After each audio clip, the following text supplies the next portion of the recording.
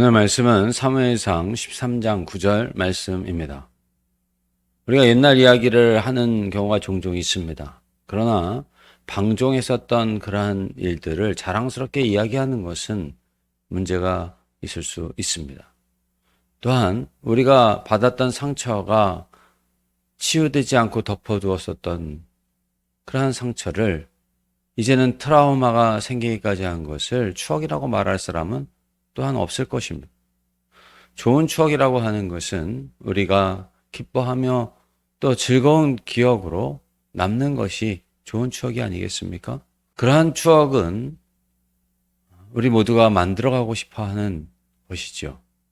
그런데 나쁜 것이든 방종했던 것이든 하나님 앞에 진정으로 나아간다고 한다면 하나님께서는 그러한 상처나 또한 방종했었던 것이 반복되지 않도록 만들어주시고 진정한 추억으로 오늘의 삶을 이끌어 주시며 이전의 것도 도움이 될 수 있게 만들어 주실 수 있는 분이 바로 우리 하나님이십니다.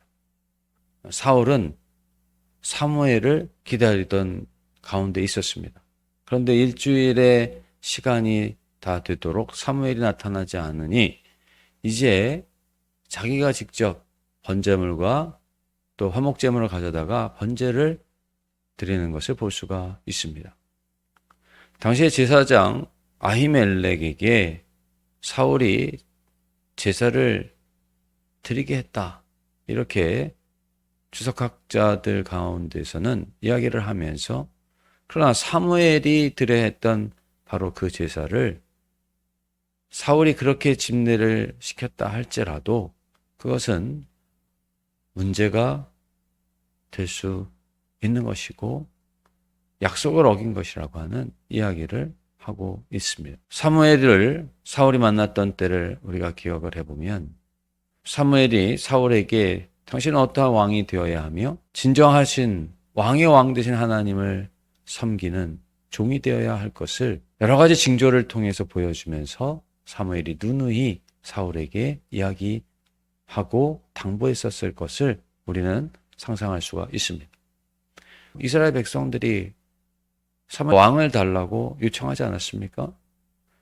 이스라엘 백성들을 하나님만을 섬기는 그 영광을 알아가는 백성이 되게 하시는 것이 바로 하나님의 뜻이었고 하나님의 마음이었습니다. 그것을 누구보다도 잘 알도록 사무엘이 주지시키고 또 알려주었던 사람이 바로 사울입니다. 그런데 그 사울이 사무엘을 기다리지 않았다라고 하는 것은 이제는 알고 있었던 사울이 스스로 그 약속을 어긴 모습을 보게 되는 것입니다. 사울이 암몬의 나하스를 하나님의 영이 임하여서 물리쳤던 때가 바로 직전에 있지 않았습니까? 마치 그때처럼 사울은 자신이 이 블레셋도 물리칠 수 있으리라고 생각을 하고 또 하나님의 영도 얼마든지 조정할 수 있을 것 같은 그러한 모습으로 제사를 자기가 직접 집례한 것이 아니겠는가 하는 것입니다. 왜냐하면 사울이 제사를 드릴 수밖에 없는 블레셋 사람들이 몰려오고 이스라엘 백성들은 흩어지는 그런 급박한 상황이었다 할지라도 이러한 것을 염두에 두고 두려움이라고 하는 이유로 자신의 왕이 되고자 하는 욕심을 거기에 덧붙여서 바꾸어가는 모습을 우리가 볼 수가 있기 때문입니다.